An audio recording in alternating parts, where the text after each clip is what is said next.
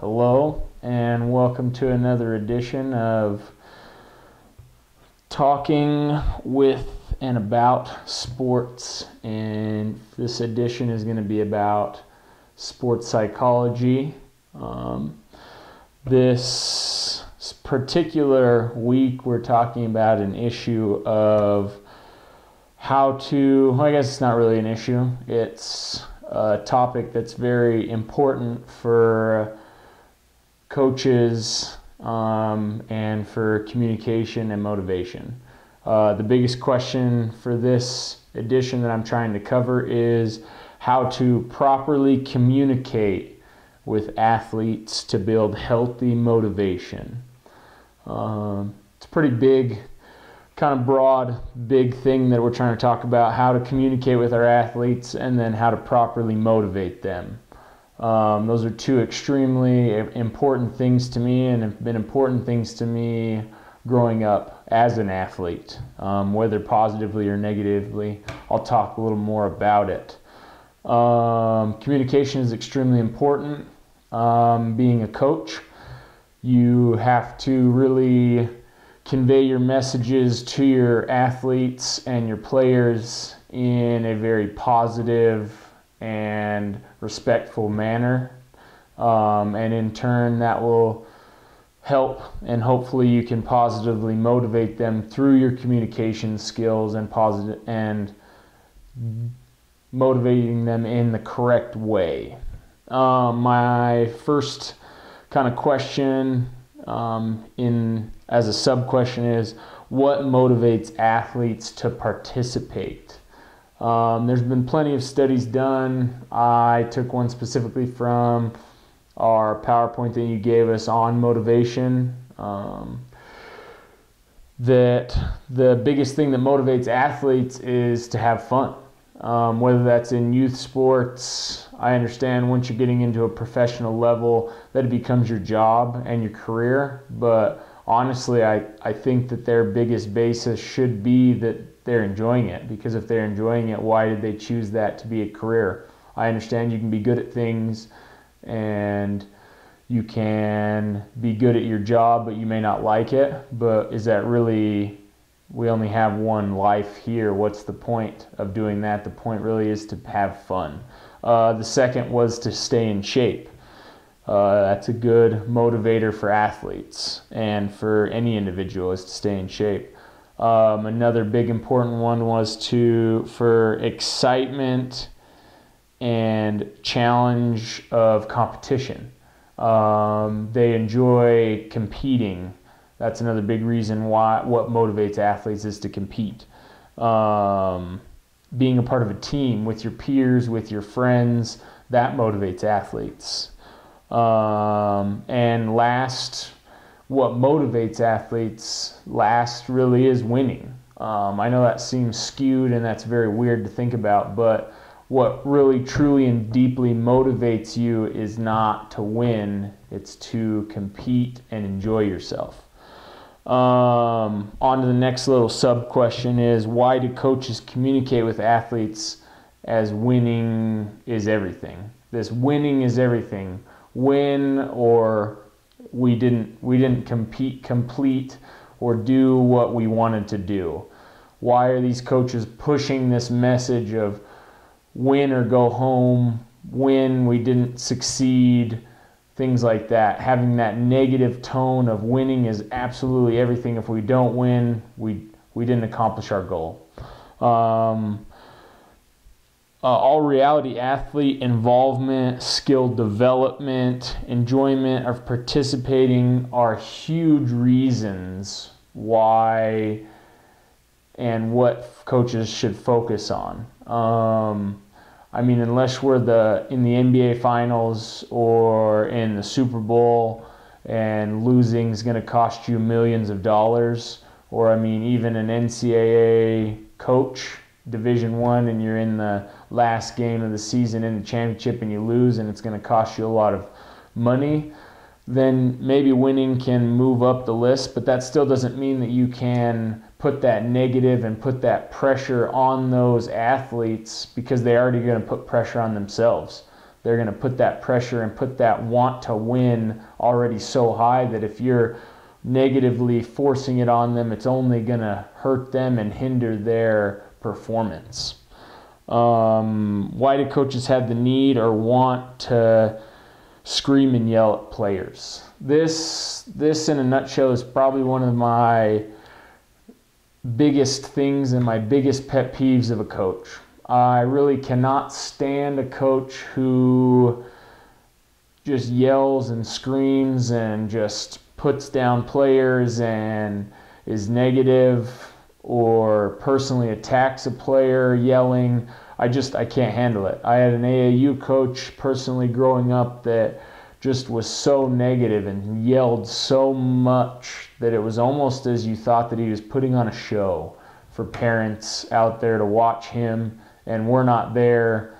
We're his little puppets in his play to yell at and scream at and see if we can get if he can get something out of us. I understand that there are some players that maybe will respond to that, but in a nutshell, 90% of the athletes that you're going to come in contact with and want to talk with and want to coach are going to not respond well to this screaming and yelling and just destroying their confidence by putting them down. And I understand that yelling can be used in a sense of motivation, not negative yelling though. Positive, yelling positive things, being louder, using your tone of voice in a sense to increase your motivation for them. Yes, that can be used and that is very useful as a coach. But to scream and yell and put players down there's no need for it. And there's proof in the pudding of that. You watch Bob Knight. Biggest example to me would be Bob Knight, that he was crazy. And a lot of his players, most of his players actually just did not enjoy to play for him. He threw chairs. He was negative. He yelled. He almost had just so much yelling and negativeness around him that it just didn't. It may have produced some wins here and there, but did it really ultimately have the goal of building relationships and motivating those athletes and communicating properly and building a relationship with them? Did he really accomplish that? And I don't think he did. And I think that comes down to screaming and yelling and being negative towards his athletes. A big thing that I liked from our PowerPoint was that a tone of voice and nonverbal communication is 65 to 95% of conveying a message, whether positive or negative.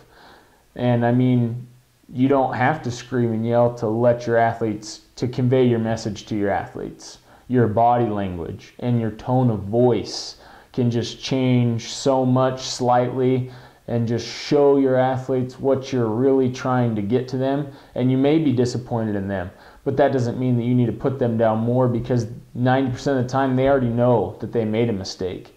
And to drive that home even harder with yelling at them just makes them afraid to make that mistake again. And you can't have players that are afraid to make mistakes, because basketball, football, tennis, anything, they're all games of mistakes. And when you can build from them, then that's what you're really trying to do. Why do coaches seem to really focus on those mistakes and verbalize in a negative way about those mistakes? We kind of touched on this a little already in my last bullet point, but why do you need to really explain or criticize that athlete harshly for that mistake? They may have turned the ball over, may have threw an interception, may have kicked the ball to the other team and they scored. I mean, there's a number of different ways to make mistakes in multiple different sports. It doesn't really matter what mistake you make, but you don't really need to, in that moment, verbalize to those athletes what they did wrong. You can show them and maybe take a minute and go back and talk to them later in practice at a better time when there's less people around, if you're in a game or if there's a lot of people around, you can take them and really show them in a better way than to scream and yell or to have to drive home a point in the middle of a game or in the middle of a practice when they made a mistake. You can find better and different ways. Why do coaches seem to forget to give good feedback and positive feedback? I think a lot of coaches get caught up in the moment and forget to really give this positive feedback, which is one of the biggest, most important things that you can do as a coach, is giving this feedback to motivate your players. And if you're not giving this positive, good feedback that is very direct to that player, that they have done something right and that you approve of what they're doing, then they're not really going to learn from, and they're not going to really understand when they're doing things right and when they're doing things wrong, especially if you don't give good feedback and you only give negative feedback and only criticize. Then they're not going to understand when they're doing the good things and only going to know when they're doing bad things, which is a very hard thing and very non-motivating aspect of being a coach, and why players want to play is to have fun. Why are coaches so critical of their athletes? Ultimately, these coaches sometimes get wrapped up and they forget that it truly is a game, and you're trying to build character and build athletes up and show them how well that they're doing in life and succeeding in life, because ultimately sports probably will diminish and probably is not going to be their ultimate career path, or be a professional athlete, or maybe not even be a coach or anything. They may not even participate in sports the rest of their lives. And if you criticize them and are not positive with them, then you built bad rapport with that athlete. Not only with that athlete, but then you also built a bad relationship with them that you won't be able to carry with you the rest of your life. And that's really the ultimate goal, is to build that relationship and motivate that player, not to criticize that player. Really having these negative comments can have such a significant impact on players' lives in the game and players' lives in their own time. If you're killing people's confidence on the court, you may be killing it off the court, and you may be really hurting this athlete personally. Coaches really need to focus on rewarding athletes when they're giving good communication between their teammates, when they're cheering each other on, when they're talking in the game, when they're yelling out for their teammates, and really giving communication through the entire game. You need to reward that and really praise that athlete for doing that. You also need to reward mental toughness when players are being mentally tough, when players are pushing themselves beyond the boundaries just to help themselves and help the team. That mental toughness needs to be rewarded, and you need to praise that for your athletes. And you also need to praise when athletes have good sportsmanship, because ultimately, if you don't have good sportsmanship and you can't shake the next person's hand, or you can't respect the referees or respect coaches, then you're not really teaching that athlete good communication skills for themselves and good motivating skills down the road for them in life. And another big thing that coaches really need to remember and really need to think about is, are you listening to your athletes? Can you have a relationship with your athletes where there is a time that they can come talk to you and you really actively listen to them, whether it's about sports or whether it's about life? Can you have an open heart and an open mind to listen to these athletes? Because you may be a coach and you may be in charge of them when it comes to playing time and things like that, but they're going to have good feedback and good ideas also. And even if it isn't a good idea, you can still listen, actively listen, nod your head and say, okay, I'll take it into consideration, and maybe not. But you can listen to those athletes, and that's only going to help. And in closing here, I just want to say that when you can really build a relationship and communicate with your athlete openly and positively and respectfully, then that in a sense is going to motivate that athlete to do well for you. And you're not going to run into these, hey, we have to win, because they're going to already know and expect that we want to win and that is our goal.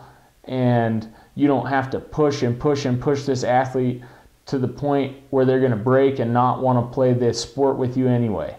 So you really need to build a positive communication and be able to listen to your athletes and be able to give healthy motivation and advice when it comes to this sport, because it really is, it's a sport, and you're trying to build that athlete, and you're trying to build that relationship so that it is going to be a lifelong relationship and have good communication and positively affect their life. So in closing, that's all I have to say. Thanks for listening. Have a good night.